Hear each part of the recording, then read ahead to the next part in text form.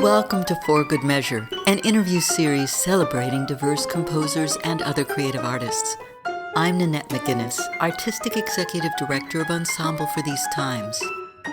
In this week's episode, we are joined by guest percussionist Haruka Fujii. Thank you so much for joining us on the podcast, Haruka. Thank you for having me. It's been really exciting. Yeah. So let's start out. Please tell me about your musical path. Musical path. So I grew up as a daughter of a marimba player.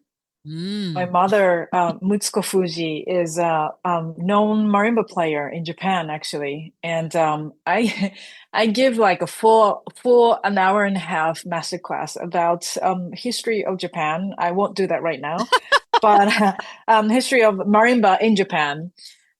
We have a really quite interesting and distinguished past of how we developed marimba. And my mother was one of the generation of I like to call them marimba goddesses, female marimba players who actually really helped the development of the rise of marimba instruments and music in Japan in 60s to 80s. And my mother was one of the early time really passionate contributor as a player, and along with this really famous marimbist called Keiko Abe. And my mother was Keiko Abe's first generation student.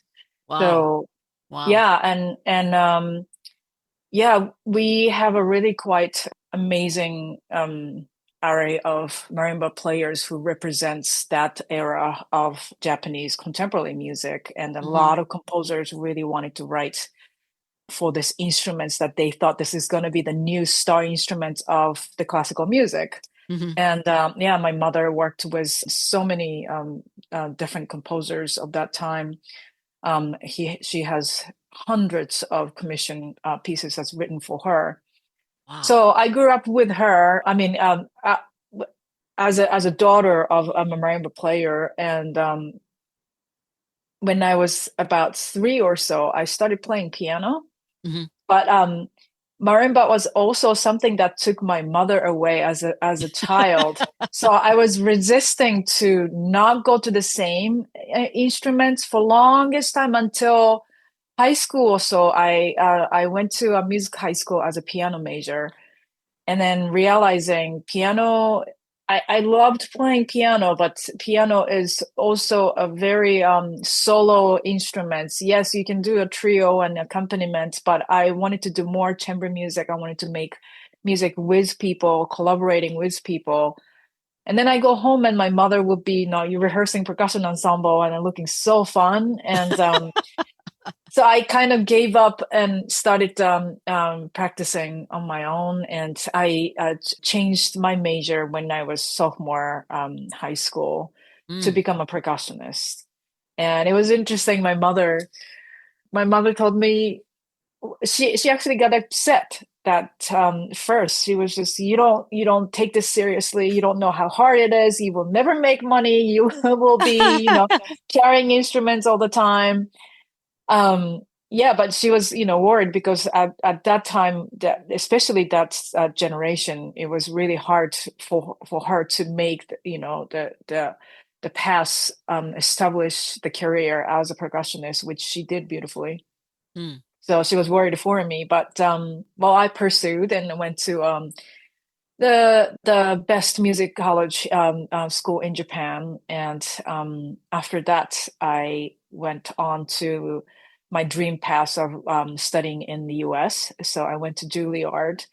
And after that, my mother started really, seeing how serious I was, and we still played together. And she is now 76, but she still can play like wow. I can't sound like her. She is still really a role model for me.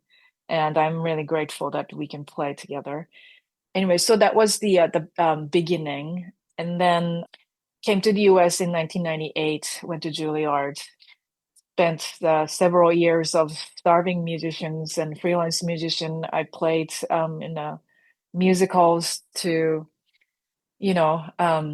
freelance orchestra, to anything that was available. And along the way of really trying out to play anything, some composer Tan Dun, a Chinese composer, saw me playing in this really smallest, like really not known freelance orchestra. He just happened to be in the audience, and he asked me to if I would be interested in learning his percussion focused opera and concerto, and I was like, yeah. Yeah. So that really started giving me really amazing experience of working with different orchestras and learning different style of what percussion could be. His approach of percussion concerto was all about organic materials, he calls it, the paper, water, and ceramics. And so that really opened up the different, like defining what percussion could be. That was the beginning of it. And after that, I kept meeting the right people. It's all about the connection, right? The right people and right musicians who led me to be exposed to different genre of music, different group of musicians, including Silk Road Ensemble, which is founded by Yo-Yo Ma 25 years ago, now led by the genius, really amazing artist, Rhiannon Giddens. So I've been involved with Silk Road about crazy. I used to think I was the like halfway comer, and then I was the baby. But now it's like it's been 15 years or years or so I've been involved. And about a year ago, I became associate artistic director. So I've been thank you very much. I've been really lucky to be the conduit between this, genius mind and Rhiannon Giddens, our artistic director, connecting this idea with the about 35 artists from all over the world, and we have office members and board members. It's an amazing organization to work with. So that's a latest and sort of main thing that keeps me busy. I'll say. But other than that, I still have the passion of contemporary percussion music development, and then I love working with composers. So I work with composers from all over the world, locally and out of town, globally also. And then lately, so the Bay Area has been about 10 years. And I love living here, and I just feel so much potential in this city that people are hungry for good music and good events and good cultural presentations. And I feel like people are hungry. Also, people are well educated to appreciate these, good things that's presented. And one of the efforts for me to really, give energy to this city, San Francisco, is to provide more events like what you're doing. I think it's really important what you're doing, and yeah. And I also started my own version. It's called Nippon Kobo, which started last fall. We're going through our inaugural year. The second event is coming up in May. But this is an event series that introduces the combination of music and cultural presentation from contemporary Japan. So this is something that I'm really passionate about, and my career has taken from the piano player to percussion to now. I spend a lot of time the producer role and the designing of the program role and administrative administrative part of making the music events and cultural event happen, which has been a really interesting journey. And then I love them all. Yeah, interesting and eye-opening, I think, at least for me. Definitely. Yeah. Would you spell the name of your group for our listeners who might not have understood it so that we can make sure? Because we also have a transcript that we include and we want to spell it correctly as well. Oh, thank you for that. Yeah, it's called Nippon Kobo, Nippon Kobo. Nippon Right. Kobo. And it means Nippon is another way of saying Japan. Yeah. And Kobo is a workshop or like a laboratory. Uh, Yeah. I took this yeah. name from this really exciting avant-garde movement that happened between all artists in 60, like early 60. Mm-hmm. Yeah, it was called Jikken Kobo. Mm-hmm. Toru Takemitsu was part of it. Ah, Yeah, the really well-known poets and stage directors and sculptors and all kinds of really exciting people were just getting together to, collaborate and, make their own identity in that early rise of contemporary music time. mm-hmm. And that is sort of an inspiration I took from.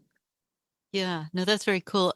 One of the things I love about San Francisco is the openness. You know, as you say, people do want good events and cultural events, and they're open to new and exciting and hungering for new and exciting. I would agree. And the Mhm. collaborative nature of the artistic scene here as well. That's strong. Yeah, I can't agree more. It's every time I participate in any like contemporary music concert, people are just so engaged and inspired to learn. Mm-hmm. I love that atmosphere and energy I get from the audiences. And I have to tell you, I believe it was 2016, one of the major tour of Silk Road that was that still Yo-Yo-Ma was the artistic director at the time, and Mm-hmm. about 13 or 14 member of Silk Road, including Yo-Yo, had this big US summer festival tour that started in Tanglewood and all these, huge outdoor Venues, event yeah. spaces. And Mm-hmm. we had 10 city. We hit 10 cities and started in Tanglewood, Wolf Trap, and then came to Greek Theater also, and Mm-hmm. then ended at the in LA, the big Oh, the Hollywood Bowl. Hollywood Bowl. Yes, we ended in Hollywood Bowl. And of all these 10 cities, Berkeley Greek theater was the best one. I was just so proud of Berkeley Greek theater and the audience. You can tell that was a time I just started living, just a few years into this area, and then Mm-hmm. I came to Greek theater as a local, but as a part of Silk Road Ensemble.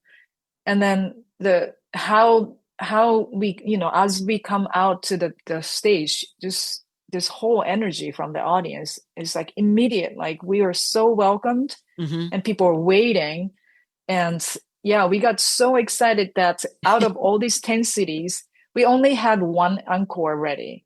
But then we wanted to play more. So there was a funny scene on the stage, like, okay, let's do a second encore. It's like this side of the stage saying, let's play this. And that side is the stage is saying, let's play that. There was like a whole discussion happened on the stage to decide encore. So which was really interesting. But that says a lot, Yeah. Yeah, I think like long story to just really prove what you were saying, that Bay Area locals are just really engaged and inspiring audience, and I love that we're in the spot to provide good music to them. Yeah. So which encore did you pick, or how did you decide, or did you do both? I forget which one we went with, but then for percussionist, every time somebody says we have to set up differently, Oh gosh, So yes. yeah, so percussionists started running around in the back of the stage. It was funny. It would have been funny. You know, Yeah. the Greek theater is actually pretty close to where I live. And when there's a big concert there, we can hear the cheering and the clapping sometimes, and we can occasionally hear the music as well. It's fun. Oh, that's So amazing. You might have heard us running around. I might have. You're right. We did live here at that point. So who knows? Who That would be knows, fun. really? Yeah. Thank you for listening to For Good Measure, and a special thank you to our guest, Haruka Fujii, for joining us today. If you enjoyed this episode, please subscribe to our podcast by clicking on the subscribe button and support us by sharing it with your friends, posting about it on social media, and leaving us a rating and a review.